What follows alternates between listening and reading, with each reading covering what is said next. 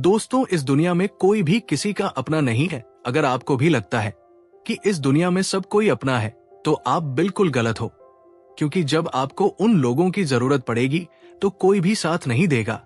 ये एक कड़वा सच है। आप लोग इसे जितना जल्दी अपने दिमाग में बैठा लो, उतना ही आप लोग के लिए अच्छा होगा। तो चलिए इस कहानी के जरिए पता करते हैं कि सच में कोई भी अपना है भी या नहीं। आप लोग इस कहानी में हमारे साथ अंत तक बने रहे, क्योंकि आधा अधूरा ज्ञान विष के समान होता है। तो चलिए बिना समय बर्बाद किए कहानी को शुरू करते हैं। बहुत पुराने समय की बात है। एक गांव में एक दुखी परिवार रहता था। उस परिवार में 7 लड़के और एक लड़की थी। उन 8 के माता पिता जल्दी ही गुजर गए थे, तो बच्चों ने भी जल्दी ही अपनी अपनी जिम्मेदारियां समझ ली थी। शुरू में सबको गुजारा करने में काफी परेशानी हुई थी, लेकिन समय के चलते सब कुछ उन्हें आसान लगने लगा था। अब उन्होंने माँ बाप के बिना जीना सीख लिया था। वो 7 भाई और एक बहन इस गांव में बड़े प्यार से मिलजुल कर रहते थे।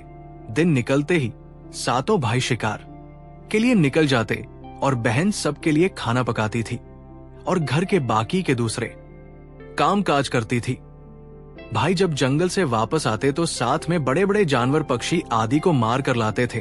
वो 7 भाई जो भी चीज लाते थे, बहन उनके मांस को बड़े चाव से पकाती थी और सब भोजन करके बड़ी तृप्ति का अनुभव करते थे। ऐसे ही दिन गुजर रहे थे। एक दिन की बात है, 7 भाई जंगल में शिकार करने के लिए गए थे। शाम होने वाली थी। बहन सबके लिए खाना बना रही थी। जब वो सब्जी बनाने के लिए उस सब्जी को काट रही थी, तभी चाकू की तेज धार से उसकी एक उंगली कट गई। अब उस कटी हुई उंगली से खून की धारा बहने लगी। अब बहन ने सोचा, यदि मेरे भाइयों ने मेरी कटी हुई उंगली देखी तो मेरे भाई बड़े दुखी हो जाएंगे। इसलिए उसने ये सोचा कि अपने भाइयों को ये बात नहीं बतानी चाहिए और उनसे छिपा कर रखना चाहिए। उसने बहते हुए खून को अपनी ओढ़नी से पूछना चाहा, किंतु उसने सोचा कि उसके भाई उसकी ओढ़नी में लगे हुए खून के धब्बों को देखेंगे तो मुझसे पूछेंगे। फिर उसने सोचा कि चलो दीवार पर पोंछ देते हैं। लेकिन फिर उसने सोचा कि दीवार पर खून को पोंछना ठीक नहीं रहेगा। उसने सोचा, अगर मेरे भाइयों ने देख लिया कि दीवार पर खून पोंछा हुआ है तो वह मुझसे अवश्य पूछेंगे और फिर मुझे बताना पड़ेगा और वो फिर परेशान हो जाएंगे। फिर बहन बेचैन होकर इधर उधर घूमने लगी, लेकिन उसे कोई ऐसी जगह नहीं मिली जहां उसका बहता हुआ खून उसके भाइयों की नजरों से बच सके। इसलिए उसे कोई उपाय न मिलने पर उसने उसी सब्जी में जो खाने के लिए बना रही थी, उसी में अपना खून जो था उसे पहुंच दिया। शाम को जब 7 भाई जंगल से वापस आए तो बहन ने भाइयों के लिए खाना परोसा। आज 7 भाइयों को सब्जी बहुत ही स्वादिष्ट लगी। 7 भाई अपनी अपनी उंगलियां चाटते रह गए और अपनी बहन की पाक कला की तारीफ करने लगे। अपनी तारीफ सुनकर बहन भी बहुत खुश हुई। 7 भाई दिन भर के काम करने के कारण थके थे, इसलिए 7 भाई उस दिन जल्दी सो गए। अगली सुबह रोज की तरह वो 7 भाई जंगल को चले गए। जब वो थोड़ी दूर चले तो उन्हें प्यास लग गई। तभी पास की झील में 7 भाइयों ने पानी पिया और वही के पास के पेड़ के नीचे जाकर बैठ गए और बातें करने लगे कि रात के भोजन में बहन ने जो सब्जी बनाई थी वो बहुत स्वादिष्ट थी। सभी उसी सब्जी की चर्चा करने लगे। 7 भाइयों ने कहा, इतना स्वादिष्ट खाना तो हमने आज तक नहीं खाया। वो 7 भाई कहते हैं, आज घर चलकर इसके बारे में अपनी बहन से जरूर पूछेंगे और जानकर रहेंगे कि सब्जी में उसने ऐसा क्या मिलाया था जिससे वो सब्जी इतनी स्वादिष्ट बनी थी। शाम को 7 भाई जब घर आए तो दोबारा अपनी बहन की पाक कुशलता की तारीफ करते हुए कहने लगे, हमारी प्यारी बहन, कल रात की सब्जी में तुमने ऐसा क्या मिलाया था? बहन बताना तो नहीं चाहती थी, क्योंकि वो सोच रही थी, अगर उसके भाइयों को पता चला कि उसकी उंगली कट गई है तो मेरे सारे भाई दुखी हो जाएंगे। इसीलिए उसने कहा, कुछ नहीं बड़े भैया, सब जो रोज बनाती हूँ वही बनाया था। तो उसका बड़ा भाई कहने लगा, प्यारी बहन, तुम्हें आज बताना ही पड़ेगा और मैं जानना चाहता हूँ कि हमारी बहन ने इतनी स्वादिष्ट सब्जी कैसे से बनाई। बड़ा भाई आगे कहता है, तुम्हें मेरी सौगंध है बहन, तो तुम्हें आज सच्चाई बतानी ही पड़ेगी। बड़े भाई का सब सम्मान करते थे, इसलिए बहन को भी अब सच बोलना पड़ा। उसने धीरे धीरे सारी बात बताते हुए कहा, भैया, मेरी उंगली कट गई थी तो बस इतना सा अपना खून सब्जी में मिला दिया था। और ज्यादा कुछ नहीं मैंने सोचा कि आप लोगों को पता चलेगा तो आप दुखी होंगे, इसलिए मैंने अपने खून को सब्जी में मिला दिया था। यह सुनकर 6 भाइयों ने मन में सोचा, इसके खून की चंद बूंदे इतनी स्वादिष्ट है तो इसका मांस कितना स्वादिष्ट होगा। रात के खाने के बाद सातों भाई सोने के लिए चले गए। सातों में फिर इस बात की चर्चा छिड़ गई। बड़ा भाई कहने लगा, अरे भाइयों, खून की कुछ बूंदे हमारी बहन की इतनी स्वादिष्ट है तो सोचो उसके शरीर का मांस कितना स्वादिष्ट होगा। सबने बड़े भाई की हम मिलाई, परंतु छोटे भाई को यह बात गलत लगी। उसने बड़े भाई का मान रखते हुए कुछ नहीं कहा। और अगले दिन शिकार के लिए सातों भाई जाते हैं। उस समय सातों भाइयों ने योजना बनाई कि बहन को मारकर उसका मांस बनाएंगे और खाएंगे। बहन का मांस खूब स्वादिष्ट होगा। सातवें भाई को अपने बड़े भाइयों की योजना बिल्कुल भी अच्छी नहीं लगी। वो अपनी बहन को बचाने के लिए बेचैन हो गया। वो खुलकर इसका विरोध तो नहीं कर सकता था, क्योंकि 6 भाई एक तरफ थे।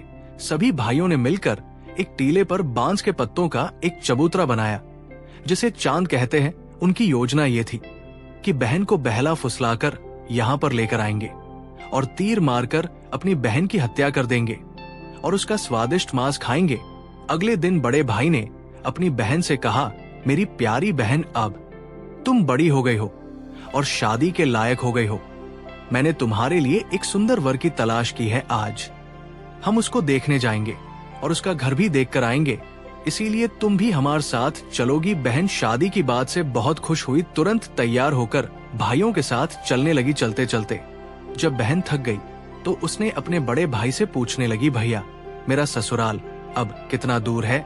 तब बड़ा भाई बोला, बस अभी कुछ देर में हम पहुंचने वाले हैं।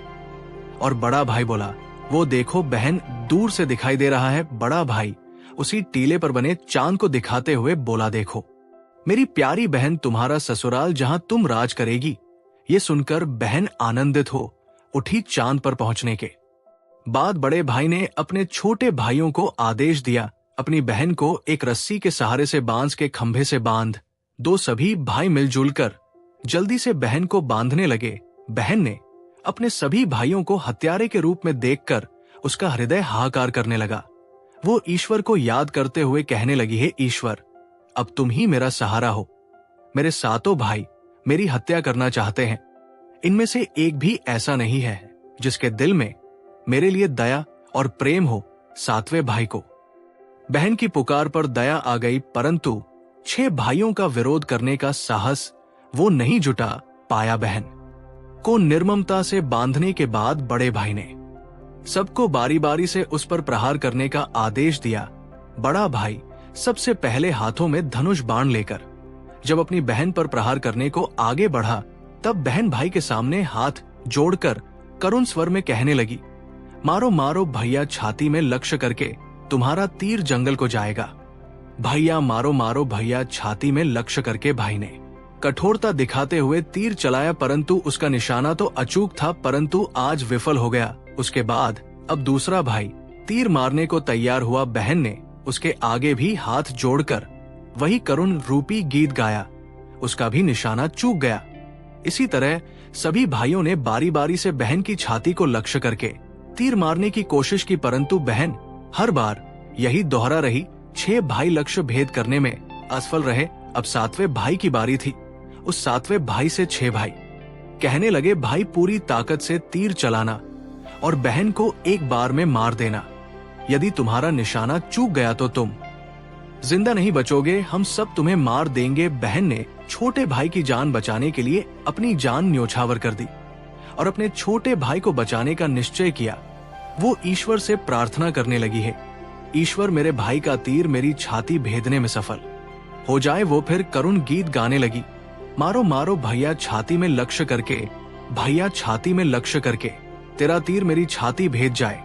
छोटे भाई ने तीर चलाया, उसका तीर बहन के माथे पर जा लगा। वो दर्द से तड़प उठी। कुछ देर तड़पने के बाद उसके प्राण त्याग दिए। सातों ने मिलकर अपनी बहन का मृतक शरीर नीचे उतारा। 6 भाइयों ने मिलकर बहन के शरीर को छोटे छोटे टुकड़ों में काट डाला। बड़े भाई ने सातवें भाई को जंगल से लकड़ी और पानी लाने का आदेश दिया। छोटा भाई पानी और लकड़ियों के साथ साथ कुछ मछली और केकड़े भी ले आया था। वो अंदर बहुत दुखी था। उसके भाई बहन का मांस बड़े शौक से पका रहे थे। छोटा भाई बहन के मांस के साथ मछली और केकड़े भी पकाने को डाल दिए, जिससे उसने अपने खाने का जुगाड़ कर लिया। चावल और मांस तैयार हो गया। छोटे भाई ने पहले ही अपने बैठने के स्थान पर एक छोटा सा गड्ढा खोद लिया था। उसने अपनी बहन के मांस को चुपके से उस गड्ढे में डाल दिया और मछली और भात खाने लगा। बाकी 6 भाई बहन की हड्डियां चबाने लगे तो छोटा भाई केकड़ा चबाने लगा। जब सबने बहन के शरीर का स्वादिष्ट मांस खाकर अपना पेट भर लिया तो बड़े भाई ने 7वें भाई से कहा कि झूठा साफ कर दो। तब छोटे भाई ने जो बहन की बची कुची हड्डियां और शरीर के अन्य भाग जैसे सर, नाखून, पंजे, इन सबको इकट्ठा करके एक गड्ढे में डाल दिया और ऊपर से मिट्टी से ढक दिया। कुछ समय बाद जहां पर बहन के मांस के टुकड़े डाले गए थे, उस स्थान पर बांस का एक पौधा उगाया था।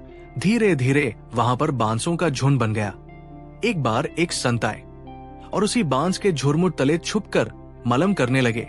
उसी समय आकाशवाणी हुई, संत दुर्गंध आ रही है, संत दुर्गंध आ रही है। बार बार ये आकाशवाणी सुनने के बाद संत ने झटपट उस स्थान को साफ कर दिया। उस संत ने झुरमुट में से एक बांस को काट लिया और अपने साथ ले गए। उस बांस को काटकर संत ने एक बहुत ही सुंदर बांसुरी बनाई और उसे बजाकर दिन भर लोगों के घर जाकर भिक्षा मांगने लगे और बदले में खूब सारा उपदेश देने लगे। एक दिन की बात है, संत भिक्षा मांगने के लिए उसी गांव में चले गए जहां पर उस बहन के 7 भाई रहते थे।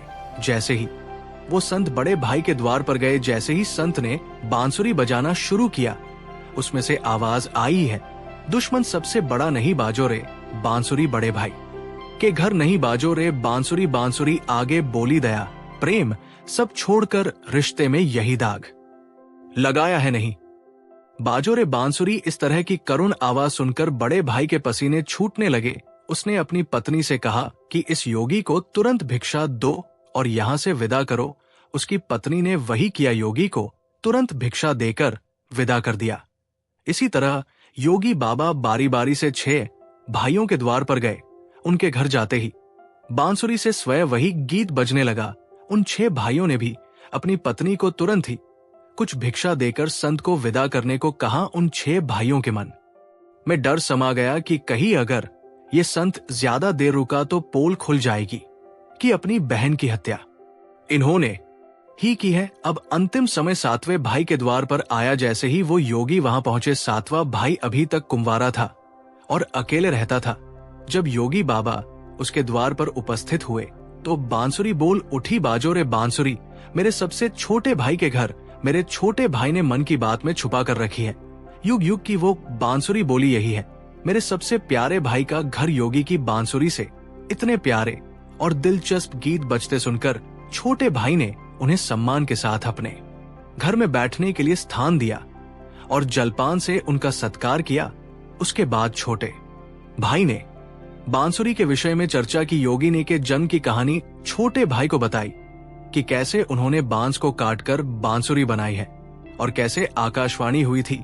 छोटे भाई ने उस बांसुरी को योगी से मांगने की प्रार्थना की। योगी ने उस छोटे भाई को वो बांसुरी सौंप दी। योगी के चले जाने के बाद छोटे भाई ने बांसुरी को अपने बिस्तर के सिरहाने की तरफ साफ सुथरे स्थान पर धूप दीप जलाकर सम्मान के साथ रख दिया।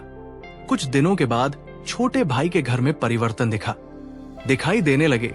जब वो काम से घर लौटकर आता तो सारा घर साफ सुथरा होता था। जब रोज यही बात दोहराने लगी तो छोटे भाई ने अपनी भाभियों के घर जाकर पूछा, भाभी मेरी गैर हाजिरी में आप लोग मेरे घर की साफ सफाई करते हो क्या? सभी भाभियों ने जवाब दिया, हमें अपने घर के कामकाज से फुर्सत नहीं है, तुम्हारा घर कैसे साफ करेंगे? छोटे भाई ने निश्चय किया कि वो आज छुपकर देखेगा कि उसका घर कौन साफ करके जाता है।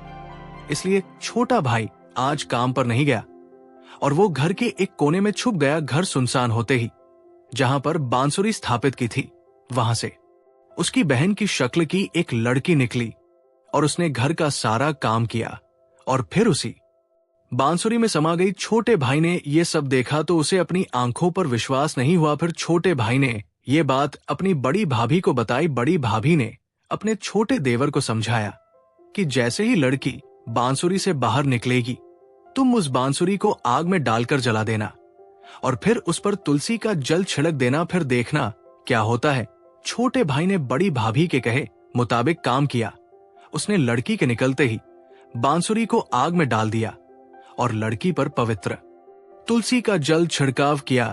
तुलसी जल के स्पर्श से वो लड़की मानव रूप में आ गई। भाई ने देखा वो तो उसकी प्यारी बहन है। उसने अपनी बहन को गले से लगा लिया। उसके बाद दोनों बहन भाई बड़े प्रेम से रहने लगे और बहन ने भाई को और भाई ने बहन को अपना लिया।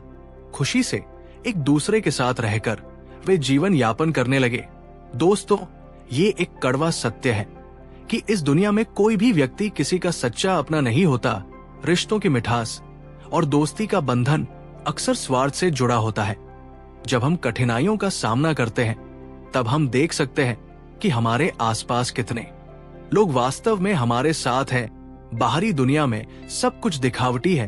हर कोई अपने फायदे के लिए रिश्ते बनाता है। ऐसे में जब हमें समर्थन और सहारे की जरूरत होती है तो अक्सर हम अकेले रह जाते हैं। ये समझना जरूरी है कि असली अपनापन उस समय ही प्रकट होता है जब बिना किसी स्वार्थ के कोई हमारी मदद करता है। इस सच को स्वीकार करने में हमें समय लग सकता है, लेकिन यही समझ हमें मजबूत बनाती है। जब हम ये जान लेते हैं कि असली मित्रता और अपनापन बिना शर्त के होते हैं, तब हम सच्चे रिश्तों की कद्र कर सकते हैं। इसलिए हमें अपने रिश्तों में सतर्क रहना चाहिए और उन लोगों को पहचानना चाहिए जो हमारे साथ सच्चे दिल से खड़े होते हैं। इस सच्चाई को अपनाना हमें एक बेहतर इंसान बनाने में मदद कर सकता है। दोस्तों, आपने आज इस कहानी से क्या सीखा? आप हमें कमेंट सेक्शन में जरूर बताएं और हाँ, हमारे चैनल को सब्सक्राइब करना ना भूलें ताकि आपको ऐसी ही और भी प्रेरणादायक कहानियां मिलती रहें।